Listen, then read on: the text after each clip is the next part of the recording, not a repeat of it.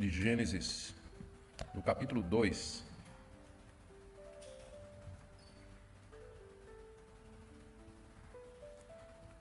Ouviremos a leitura do verso 4 até o verso 17. Gênesis 2, de 4 a 17. Você que nos acompanha também pela transmissão, tenha a sua Bíblia aberta para que você possa seguir a exposição da palavra de Deus. Essa é a gênese dos céus e da terra quando foram criados, quando o Senhor Deus os criou. Não havia ainda nenhuma planta do campo na terra, pois ainda nenhuma erva do campo havia brotado. Porque o Senhor Deus não tinha feito chover sobre a terra e também não havia ninguém para cultivar o solo. Mas uma neblina subia da terra e regava toda a superfície do solo. Então o Senhor Deus formou o homem do pó da terra e lhe soprou nas narinas o fôlego de vida, e o homem se tornou um ser vivente. E o Senhor Deus plantou um jardim no Éden, na direção do Oriente, e pôs nele o homem que havia formado. Do solo, o Senhor Deus fez brotar todo tipo de árvores agradáveis à vista e boas para alimento, e também a árvore da vida, no meio do jardim, e a árvore do conhecimento do bem e do mal. E um rio saía do Éden para regar o jardim, e de lá se dividia, repartindo-se em 4 braços. O nome do primeiro é Pison, que rodeia a terra de Havilá, onde há ouro. O ouro dessa terra é bom. Também se encontram lá o bidélio e a pedra de ônix. O nome do segundo rio é Gion, é o que rodeia a terra de Cush. O nome do terceiro rio é Tigre, é o que corre pelo leste da Síria, e o quarto rio é o Eufrates. O Senhor Deus tomou o homem e o colocou no jardim do Éden para o cultivar e o guardar. E o Senhor Deus ordenou ao homem: de toda a árvore do jardim você pode comer livremente, mas da árvore do conhecimento do bem e do mal você não deve comer, porque no dia em que dela comer, você certamente morrerá. Pai, dá-nos iluminação, compreensão da Tua palavra, para que nós vejamos as maravilhas da Tua lei, para que nós compreendamos a grandeza da graça do Evangelho. Fala o nosso coração. Pedimos em nome de Jesus. Amém.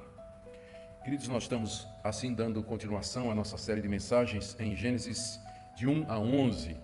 E nós vimos no capítulo anterior, no capítulo 1, o relato de Moisés sobre a criação dos céus, da terra e de tudo que neles há, a criação do homem à imagem e semelhança de Deus, macho e fêmea, e o descanso de Deus no dia 7º. Agora, o alvo de Moisés aqui, nesse capítulo 2, é preparar o cenário para o evento tremendo, terrível, do capítulo 3, que vai ser a queda do homem, que Deus criou à sua imagem e semelhança e no estado de inocência. Moisés, então, aqui no capítulo 2, ele volta na história para nos dar os detalhes daquilo que ele já havia descrito, que foi a criação do homem no 6º dia, a imagem e semelhança de Deus. E o alvo dele aqui agora é enfatizar alguns pontos da criação do homem que vão servir de pano de fundo para a compreensão da seriedade daquilo que foi a queda do homem, a desobediência do homem. O foco dele agora no capítulo 2 é o homem e não o cosmos, que foi o foco do capítulo 1, a criação de tudo que há. Nós veremos hoje as 3 primeiras partes da narrativa do capítulo 2, que são como Deus criou o homem em detalhes, aí do verso 4 a 7, a criação do jardim do Éden, local da habitação do homem, verso 8 a 14, e a ordem que Deus deu ao homem de não comer da árvore do conhecimento do bem e do mal, verso 15 a 17. Vamos ver cada uma dessas partes e no final vamos tentar tirar as implicações e aplicações para a nossa vida hoje. Então, começando com a criação do homem do pó da terra, versos 4 a 7. Moisés diz que aqui ele vai descrever o que ele chama da gênese dos céus e da terra, no verso 4. Essa é a gênese dos céus e da terra quando foram criados, quando o Senhor Deus os criou. A palavra gênese significa a história ou o relato das origens de alguma coisa. E quando se refere a pessoas ou linhagem familiar, é traduzido aqui na Bíblia como genealogia. E esse termo aparece mais 3 vezes no período que nós vamos cobrir, Gênesis de 1 a 11, quando fala da genealogia de Adão, genealogia de Noé e a genealogia de Sem. Então é interessante que aqui é a genealogia dos céus e da terra, Gênese dos céus e da terra, que é o que ele vai contar em seguida, introduzindo o que é que aconteceu depois da criação dos céus e da terra, até a próxima Gênese, que é capítulo 5, verso 1, onde vai falar sobre a linha familiar de Adão. Mas são 10 vezes que aparece esse termo Gênese no hebraico, no livro de Gênesis. E nós vamos ver hoje o primeiro, que é exatamente o que é que acontece depois que Deus cria os céus e a terra. A segunda observação aqui é que agora Deus é referido por Moisés por outro nome. Até aqui Moisés havia chamado Deus de Deus, Elohim, que é uma palavra hebraica comum para Deus ou deuses. Mas agora, ao lado de Elohim, Moisés coloca a palavra Yahweh, que significa Senhor, cujo sentido é desconhecido para nós, o termo hebraico é desconhecido para nós, mas que é relacionado com o verbo existir ou ser, de onde então nós concluímos que é o nome de Deus, né? Yahweh significa eu sou o que sou. Foi assim que ele se apresentou a Moisés, muito tempo antes de Moisés escrever aqui esse livro de Gênesis. Nós acreditamos que essa mudança de nome é intencional. Moisés está querendo dizer que Elohim, o Deus criador do capítulo 1, ele é também Yahvé, ou Jeová, o Deus que se revelou a Abraão e aos seus descendentes e à nação de Israel por meio de uma aliança. E a partir de agora é essa combinação que vai marcar a descrição de Deus, com algumas exceções daqui para frente. Mas o alvo é esse, mostrar que o Deus criador do capítulo 1 é o Deus que faz uma aliança com o homem, com Abraão e com Israel, do capítulo 2 em diante. Em seguida, Moisés nos diz como estava a terra quando Deus criou o homem no sexto dia, versos 5 e 6. Ele diz aí no verso 5 que não havia ainda nenhuma planta do campo na terra, pois ainda nenhuma erva do campo havia brotado, porque o Senhor Deus não havia feito chover sobre a terra, não tinha ninguém para cultivar o solo, tinha uma neblina que subia da terra e regava o solo. O ponto é que já existia vegetação, sim, porque ela foi criada no terceiro dia, e nós estamos aqui revendo o sexto dia em detalhes. O que Moisés está dizendo é que aquela vegetação que Deus criou e que Deus disse que se reproduza segundo a sua espécie, plantas segundo a sua espécie, frutos segundo a sua espécie, ainda não tinha germinado. Eles ainda não, a vegetação ainda não estava se reproduzindo por dois motivos que Moisés diz aqui. Primeiro, porque Deus não tinha feito chover ainda, e segundo, porque não tinha ninguém para cultivar. Deus criou a vegetação com poder de multiplicação, mas era necessário a chuva, que Deus não tinha dado ainda, e era necessário que alguém lavrasse a terra, alguém cultivasse, alguém preparasse, né, replantasse, enfim, fizesse todo o trabalho de agricultura. E estava claro, então, que era preciso alguém para tomar conta. E é nesse contexto que surge o homem. É nesse contexto. Você vê que o passo seguinte, no verso 7, é a criação do homem. Não tinha planta, não tinha vegetação, quer dizer, não tinha crescido ainda, porque não tinha chuva e não tinha quem lavrasse o solo. Então disse Deus, vamos fazer o homem. O homem, então, aqui é apresentado como sendo aquele que é criado já com uma missão, com um propósito que nós vamos ver mais adiante. Verso 7, então, o então aí é a conclusão, né, do que vinha sendo dito antes. O Senhor Deus formou o homem do pó da terra e lhe soprou nas narinas o fôlego de vida e o homem se tornou um ser vivente. Essa linguagem aqui é melhor entendida como sendo antropomórfica. Eu sei que o termo é complicado, deixa eu explicar. Esse termo quer dizer em forma de homem ou a semelhança de homem. E é o termo que a gente usa para aquelas vezes na Bíblia em que Deus é referido como se ele fosse um homem. Como, por exemplo, os olhos de Deus estão em toda parte, os ouvidos do Senhor estão em todo lugar, a mão do Senhor não está encurtada para que não possa salvar. Deus não tem mão, Deus não tem olhos, Deus não tem ouvidos e Deus não tem boca. Deus é espírito eterno. Vimos isso no início de Gênesis. Deus existia de toda a eternidade, ele é espírito puríssimo. Ele não tem forma humana. Mas a linguagem bíblica, ela se adapta a nós e descreve Deus ou as ações de Deus ou as reações e decisões de Deus como se Deus fosse um de nós, para que nós possamos entender ou melhor perceber o que é que Deus está fazendo. Então, aqui no verso 7, o que nós temos é um desses momentos em que Deus é falado ou referido em termos humanos. Quando ele, porque lendo aqui, a impressão que você tem é que Deus chegou, né, botou a mão no barro, tira aquele pedação de barro, ele começa a trabalhar com suas mãos, faz um molde e depois ele chega aí, ele sopra, né? Essa é a figura que nós temos aqui. E essa é a figura que Moisés quer que nós tenhamos na mente mesmo, por várias razões que eu vou mostrar em seguida. Mas lembremos que exatamente como foi, nós não temos como saber. A descrição é essa daqui. E nós a aceitamos, né? Deus de fato fez o homem. Ele pessoalmente fez do pó da terra e colocou nele o sopro da vida. Como um escultor pega a massa, molda e em seguida sopra e dá vida àquele molde, àquele modelo que ele fez.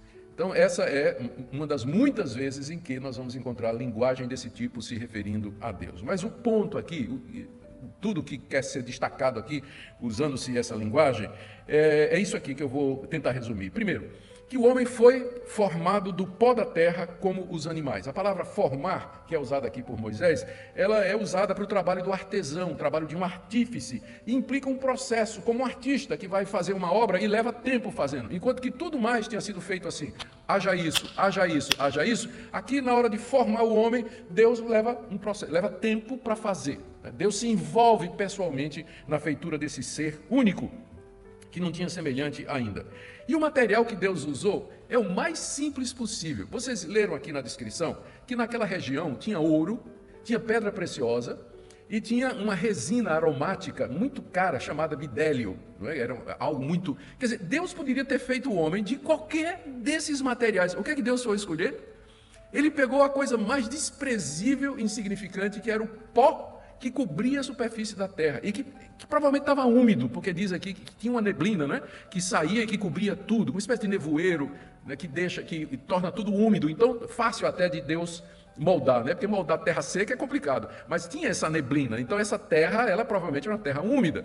E Deus cria o homem, a coroa da sua criação, do material mais desprezível e insignificante que tinha ali, que era o pó da terra, nem a terra, é o pó da terra. É de lá que Deus faz a gente. Então, sempre lembre quem você é. Tá? Lembre de onde você veio. Né? Você, quando pensa muito de você mesmo, veja de onde você veio, de onde nós viemos. E aqui há um jogo de palavras no hebraico, no verso 7, quando diz que o Senhor Deus formou o homem, Adão, em hebraico, do pó da terra, Adamá. Adão foi feito de Adamá. Então, há um jogo aqui para mostrar essa ligação entre o homem e a terra, que vai continuar por toda a história do homem. Nós dependemos da terra, estamos ligados à terra. Todos os materiais químicos que nos compõem são encontrados na terra. Isso é ciência, né? Química, né? Tudo que nós temos e somos, todos os minérios, tudo que nós somos, tem na terra também, porque é de lá que nós fomos feitos, do pó da terra. Inicialmente era um molde sem vida, quando Deus primeiro faz, como uma escultura de argila. E Deus então, que figura linda, né? Deus então sopra. Quando ele fez, né? Ele fez já com os olhos, fez com o nariz, fez o homem, né? Todo um molde perfeito. E Deus se chega bem pertinho dele e sopra nas narinas dele o fôlego da vida. O quadro aqui é de intimidade, é quase como se Deus estivesse despertando aquele boneco à vida com um beijo. Quando ele chega próximo e sopra, mostrando essa relação especial do Criador com aquela criatura que ele acaba de fazer do pó da terra. E diz aqui o texto que o homem se torna uma alma vivente, tradução, um ser vivo, como os seres que havia antes dele. Muito embora haja agora uma diferença radical, porque naquele sopro que veio de Deus para o homem, veio a imagem e semelhança de Deus. E é isso que vai fazer do homem diferente de tudo o que Deus havia feito até então. O sopro de Deus infunde nele a imago Dei, a imagem de Deus. A mulher vai ser formada mais adiante. Ainda não tinha mulher aqui. Ela vai ser formada mais adiante e de um processo diferente. A gente vai gastar tempo também explicando tudo isso. Mas o ponto aqui, primeiro ponto, a primeira parte da narrativa é essa. Moisés descreve em detalhes aquilo que já tinha sido dito no capítulo 1, que Deus fez o homem à sua imagem e semelhança. E como é que Deus fez? Deus se envolve pessoalmente, ele faz o homem daquele material mais simples, que é o pó da terra. Deus o molda com suas mãos e Deus lhe sopra de maneira bem próxima, íntima, o seu próprio sopro, o sopro da vida que vem do próprio Deus. E o homem então se torna alma vivente, se torna um ser vivente. Em seguida, Moisés nos diz que Deus planta um jardim como sendo o local da habitação do homem e o ponto de encontro de Deus com o homem. Está aí do verso 8 a 14. Nos é dito no verso 8 que esse jardim foi plantado no Éden e plantou o Senhor Deus um jardim no Éden. Éden é uma região que a gente não sabe onde está, e nessa região Deus plantou um jardim. Apenas o que a gente sabe aqui, em termos de localização, é que ele era para a direção do Oriente. O Oriente é o leste, à sua direita. Se você ficar olhando para o norte, Oriente é a direita, é onde o sol nasce. E é interessante que essa referência aqui, Moisés está dando como se ele estivesse falando de Canaã. Lembra que quando ele escreveu esse livro, ele não tinha entrado na terra ainda, ele estava do lado de cá. esperando o momento da entrada na terra prometida. Mas ele descreve a localização do Éden como alguém que está falando da terra de Canaã, obviamente porque ele sabe que a sua literatura ia ser levada com os israelitas e ia ser lida lá pelos judeus lá na terra de Canaã. E então, se você estiver em Canaã, o leste vai ficar para a direita e aponta exatamente para a região da Mesopotâmia, que é onde a gente acredita que era inicialmente o jardim do Éden. Em seguida, Deus enche o jardim de todo tipo de árvore. 3 tipos são mencionados aqui. Primeiro, de maneira bem genérica, muitas árvores agradáveis à vista e boas para alimento. Verso 9. Do solo o Senhor Deus fez brotar todo tipo de árvores agradáveis à vista e boa para alimento. Ou seja, árvores lindas com frutos deliciosos de muitos tipos diferentes. Uma riqueza de frutas. E segundo tipo, Deus planta uma árvore no meio do jardim que Moisés chama a árvore da vida. Ainda no verso 9, a árvore da vida no meio do jardim. Nós não sabemos que tipo de árvore era essa, entendemos que era uma árvore literal, como as outras. Ela estava bem no meio do jardim, é chamada de árvore de vida ou da vida, porque comer dela prolongaria a vida, ou continuaria a dar vida ao ser que Deus havia acabado de criar. E talvez no meio do jardim para lembrar exatamente isso, de onde procedia a vida e quem era o Senhor e autor de todas as coisas. Mas aí também, nós lemos, sim, tem um detalhe aqui, que Eva, mais adiante, ela vai dizer que essa árvore, ela era, a árvore do conhecimento do bem e do mal. Eva vai dizer que a árvore do conhecimento do bem e do mal, ela era agradável aos olhos e boa para comer. Essa é a segunda árvore, né, que foi plantada por Deus no centro do jardim, provavelmente ao lado da árvore da vida. Como eu disse, nós não sabemos que tipo de árvore também essa era. Tem um mito de que era uma maçã. Isso é muito popular, né? Que essa árvore do conhecimento do bem e do mal era uma maçã. Não pode até ter sido, mas não tem nada no texto que diga que tipo de fruta era. Ela era chamada devia ser uma árvore comum, como qualquer outra. Ela é chamada de árvore, apesar de que era bonita, né? Eva vai dizer isso, que era uma árvore bonita aos olhos e gostosa, parecia deliciosa, saborosa para comer. Ela é chamada de árvore do conhecimento do bem e do mal, porque Deus ia usar essa árvore para ensinar o homem e a mulher que existe uma diferença entre o certo e o errado. Que existe uma diferença entre o bem e o mal. Porque essa árvore vai ser usada para isso, é que ela é chamada da árvore do conhecimento do bem e do mal. Não é que ela tivesse em si mesma um poder místico de passar esse conhecimento a quem comesse, mas é que ela ia ser usada como teste para mostrar, ou como didaticamente usada por Deus para ensinar ao homem. Mais uma distinção, percebem? Nós temos dito desde o começo da exposição do capítulo 1, Deus é um Deus de distinção. Ele cria a luz, separa das trevas. Ele cria as águas, separa a água de cima e de baixo. Ele cria os oceanos, separa da terra seca. Ele cria o homem separado dos animais. O mundo é separado dele. E agora uma distinção muito importante. A separação entre o bem e o mal. Existe diferença entre o certo e existe diferença entre o errado. E era isso que Deus queria ensinar ao homem, por isso ele coloca essa árvore lá no meio de todo aquele pomar, todo aquele parque maravilhoso, tem uma árvore que Deus então coloca, que ele vai usar como mestre para ensinar a sua criatura. Em seguida, pode parecer até um detalhe, a gente não sabe exatamente por que Moisés gastou tanto tempo nisso, mas talvez para enfatizar a generosidade e a bondade de Deus para com o homem, quando ele descreve que o jardim tinha plenitude de águas em abundância, aí do verso 10 até o verso 14. Ele diz que o jardim era regado por um rio que nascia do Éden, e entrava pelo jardim, irrigando e mantendo a vegetação. Tá aí, saía um rio do Éden para regar o jardim, de lá se dividia repartindo em 4 braços. E aí ele diz o nome dos 4 afluentes desse rio. Primeiro é o rio Pison, está aí de 11 a 12. Ele diz que esse rio rodeava uma terra chamada Avilá, onde havia um ouro de alta qualidade, havia pedras preciosas como ônix e essa resina aromática também muito cara, que é o bidélio. Nós não sabemos onde está hoje essa terra chamada de Avilá e muito menos onde está esse rio chamado Rio Pison. Lembre que depois disso aqui vai ter um grande dilúvio que mexeu com toda a geografia da terra. E o que é que acontece é que os nomes foram mantidos, mas os locais já não são mais os mesmos. Então a gente não sabe a gente praticamente não tem ideia da geografia que era antes do dilúvio. Não sabemos esse período aqui, a gente não consegue identificar muita coisa nos dias de hoje, com algumas exceções. O segundo rio é o rio Gion, que Moisés diz aqui que rodeia a terra de Cuxi, cuja localização é incerta também. E depois o rio Tigre, verso 14, que corre pelo leste da Síria, esse existe até o dia de hoje, e o rio Eufrates também, mencionado no verso 14, conhecido também até o dia de hoje. Lembre então que Moisés aqui está dando uma localização e também descrevendo a irrigação do Jardim do Éden a partir do conhecimento geográfico e cartográfico da sua época. A exceção do rio Tigre e do rio Eufrates, que estão no Iraque e que correm para o Golfo Pérsico, nós sabemos exatamente onde eles estão hoje, nós não sabemos de Gion, de Pison, Avilá, Cuxi, a gente não tem ideia, portanto, não adianta você procurar, você não vai achar o Jardim do Éden, a gente não sabe onde é.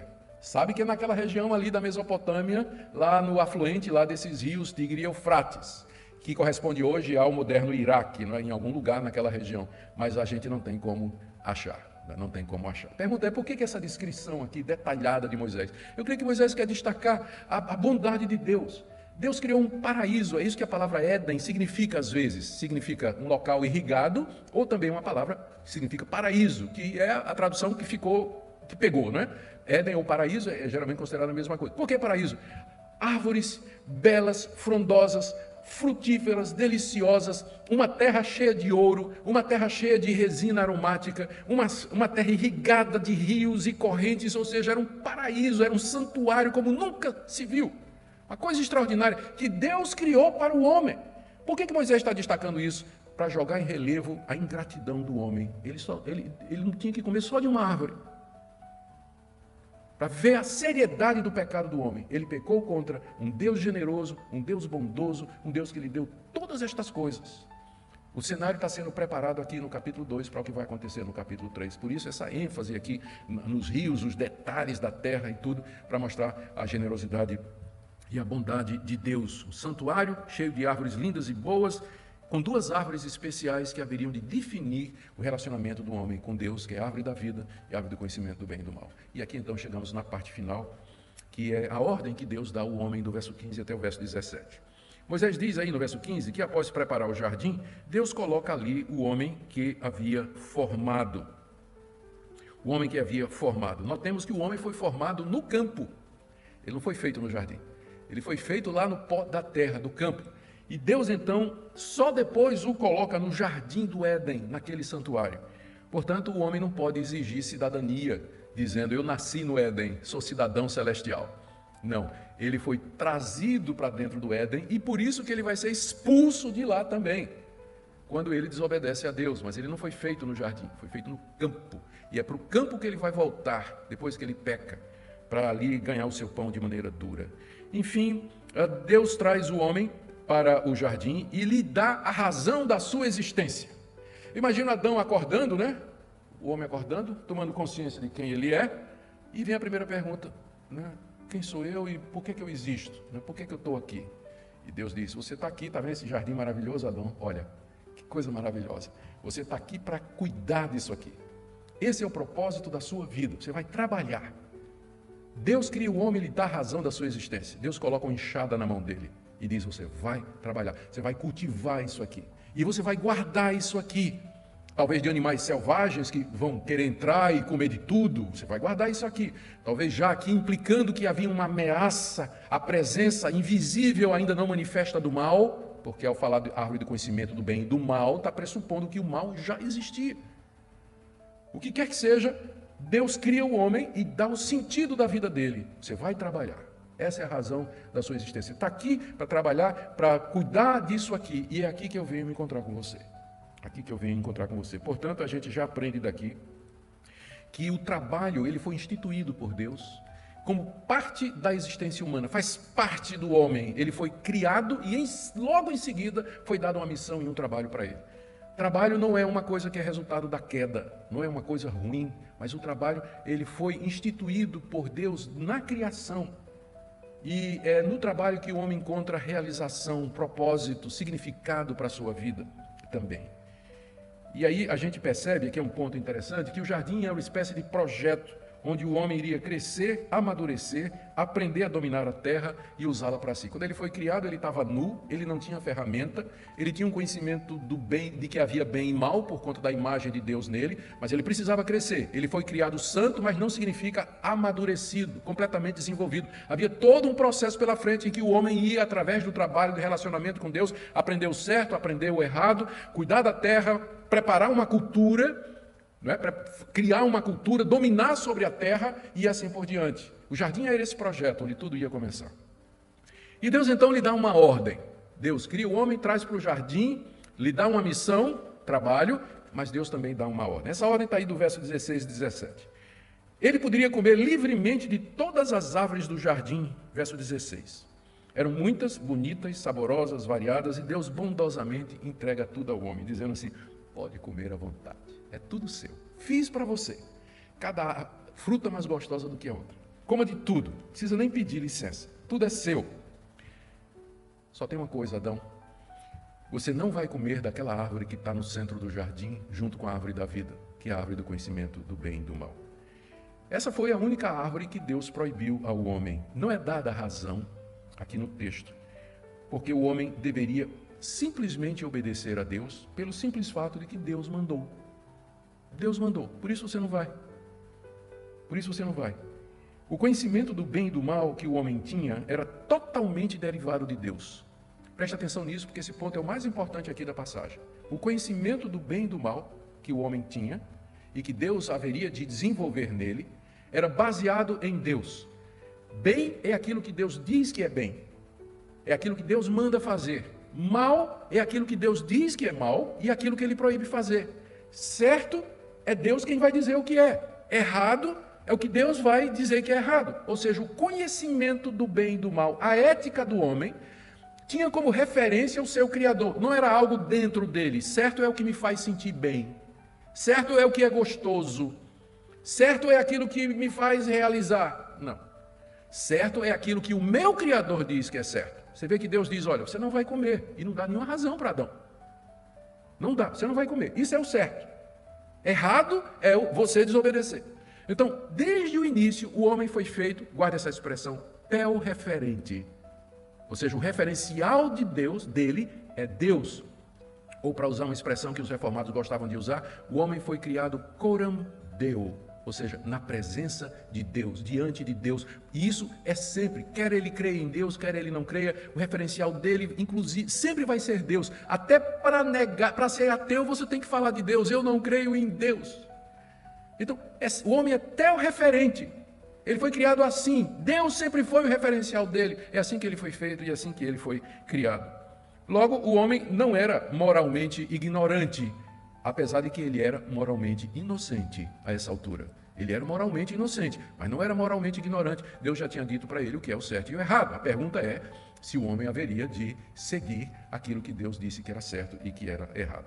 E aqui eu termino com o verso 17, termino a exposição no verso 17, com o aviso de Deus quanto à consequência da desobediência. Deus diz assim: da árvore do conhecimento do bem e do mal você não deve comer, porque no dia em que dela comer, você certamente morrerá. O homem passaria a conhecer o mal por experiência própria. Ele não conhecia o mal por experiência, por ter provado o mal. Ele sabia o que era o mal porque Deus disse a ele o que era mal. Mas no dia que ele desobedecesse a Deus, ele iria experimentar o mal por si só e não mais tendo Deus como referência. E esse conhecimento experimental do bem e do mal, autônomo, traria morte, porque ele causaria a separação de Deus.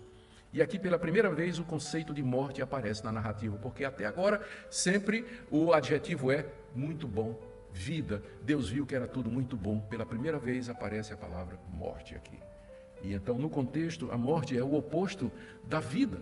É o oposto de tudo que Deus havia feito. Tudo era muito bom até agora, porque tudo obedecia a Deus, tudo caminhava de acordo com os preceitos de Deus, tudo marchava de acordo com sua lei, com seus regulamentos. O homem foi criado como o único ser que poderia ultrapassar os limites morais que Deus estabeleceria. O homem foi criado santo, reto e puro, mas com a possibilidade de transgredir. A sua vontade era mutável. Ele agora queria obedecer a Deus, mas ele podia decidir não obedecer. Ele podia fazer isso. A desobediência, então, introduziria a morte. Aqui é bom explicar porque lemos que Deus disse, no dia que você comer, você vai morrer. E a gente sabe pela história que Adão não morreu no dia em que ele desobedeceu.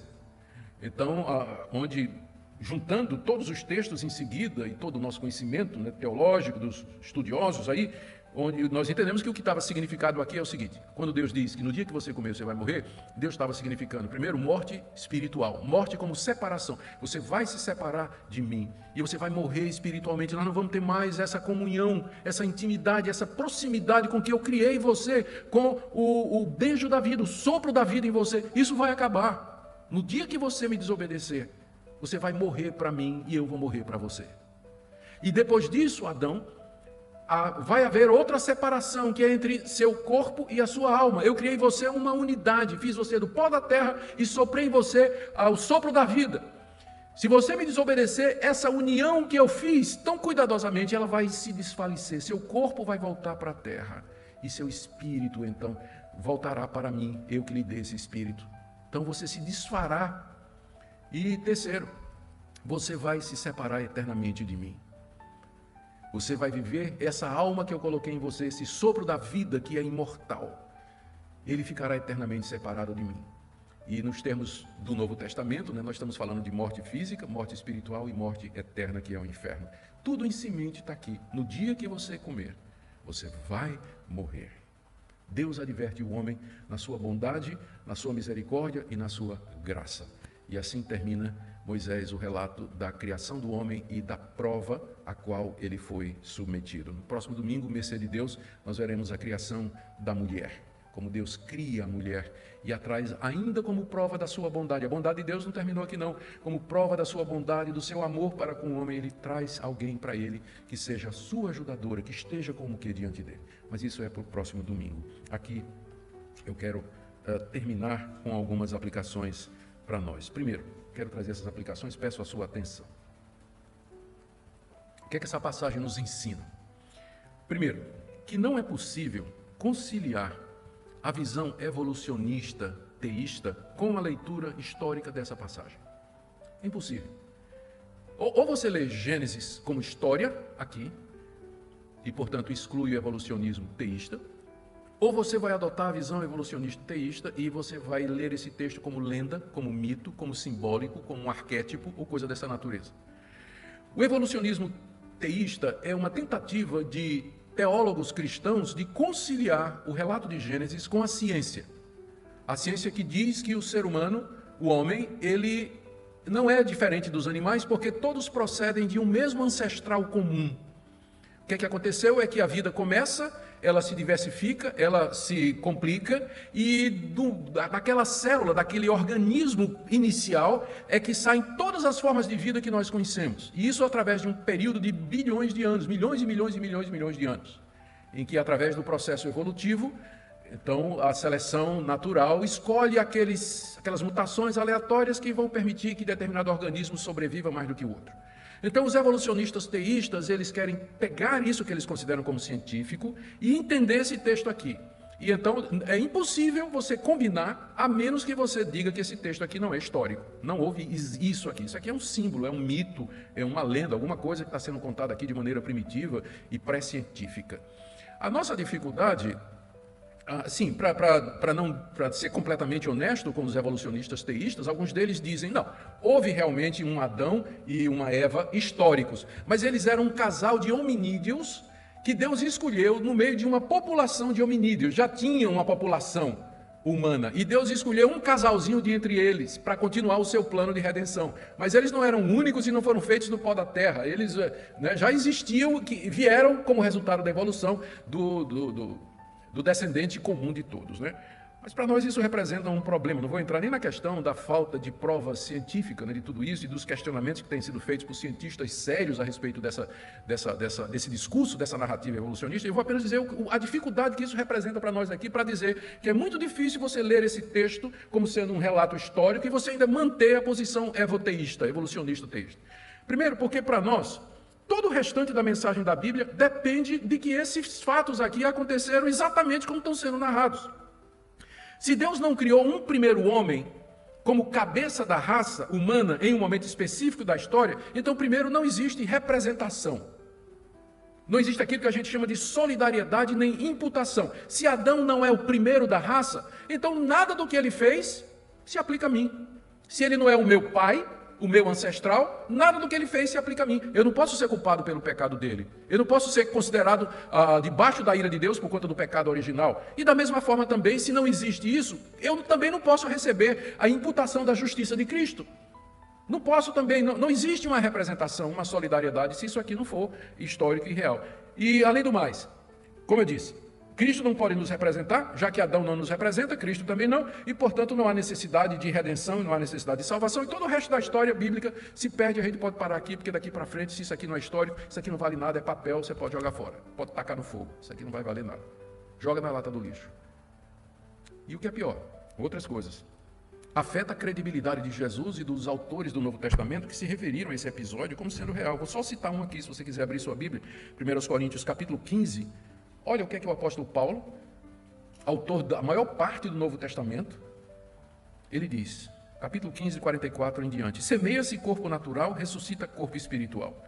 Se há corpo natural, há também corpo espiritual, pois assim está escrito, o primeiro homem, Adão, se tornou um ser vivente. Veja, Paulo está citando exatamente a passagem que nós acabamos de expor em Gênesis 2.